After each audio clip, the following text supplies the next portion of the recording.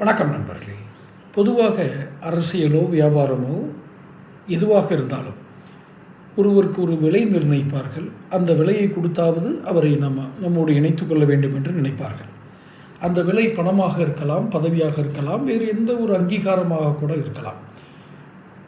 ஆனால் அப்படி விலைக்கு ஒருவரை வாங்க வேண்டும் என்றால் அவருக்கு மானம், ரோசம் இதெல்லாம் இருக்க வேண்டும்.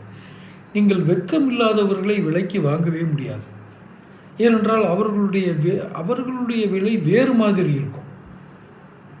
அவர்கள் தாங்கள் அவமானப்படுத்தப்பட்டால் மட்டுமே சற்று திரும்பி யாரோ நம்மளை அழைத்தார்களே அப்படின்னு பார்ப்பாங்க, யார் மரியாதை கொடுத்தாங்கன்னு பார்ப்பாங்க.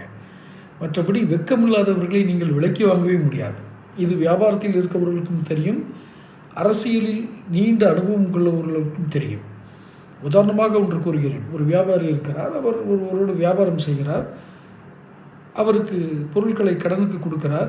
அந்த கடனை திரும்ப வாங்குவதற்காக போகும்பொழுது ஒரு சம்பந்தமில்லாத பதில் சொல்கிறது அல்லது எந்த விதமான பொறுப்பும் இல்லாமல் நடந்து கொள்வது, இதெல்லாம் நடந்தால் அவர் என்ன செய்வார்? பதிலுக்கு ஏதாவது சொல்லி அவர்கிட்ட வாங்கன்னு நினைப்பார். அவர் வெட்கப்படக்கூடிய ஆளாக இருந்தால், அவமானங்களைக் கண்டு அஞ்சுபவர்களாக இருந்தால் பணத்தை திருப்பி கொடுப்பார்கள். இல்லை என்றால் அவர்கள்ட்ட வாங்க முடியாது. இது ஒரு வியாபார கணக்கு. அரசியலிலும் அப்படித்தான்.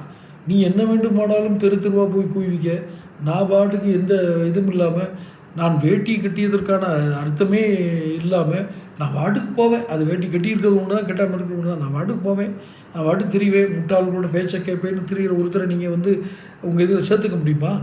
ஏன் கால விரயம் செய்கிறீர்கள்? அவர் வெட்கம் இல்லாதவர். அவரை விலைக்கு வாங்க முடியாது. அவருக்கு நல்லபடியாக சொன்னாலும், நான் விலைக்கு வாங்குறதுன்னா மிரட்டி காசு கொடுத்து நான் சொல்லலை, நீங்கள் நல்லபடியாக சொன்னால் கூட அவர் காதில் ஏறாது. ஏனென்றால் அவர் எந்த நியாய தர்மங்களுக்கும் கட்டுப்படாதவர், எல்லா அவமானங்களுக்கும் துணிந்தவர், எதற்குமே அச்சப்படாதவர். அதற்கு பேர் எதற்குமே அச்சப்படாதவர்கள் என்று அர்த்தமல்ல. ஒன்றை நன்றாக புரிந்து கொள்ளுங்கள். நியாயங்களுக்கும் தர்மங்களுக்கும் நியாயமான உணர்வுகளுக்கும் நாம் அச்சப்பட்டு தான் ஆக வேண்டும், கீழ்ப்படிந்து நடக்க வேண்டும். ஆனால் அப்படியெல்லாம் அவர் வளர்ந்தவர் மாதிரி கூட தெரியல. எதற்கும் பணியாமல், எந்த கூச்சமும் இல்லாமல் தவறு செய்யக்கூடிய ஒரு மனிதனாகவே அவர் வளர்க்கப்பட்டிருக்கிறார்.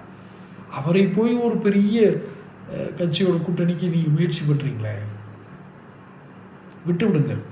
வெட்கமில்லாதவர்கள் அவர்களாகவே வீழ்ந்து விடுவார்கள், வீழ்ந்து பாடம் கற்று வருவார்கள்.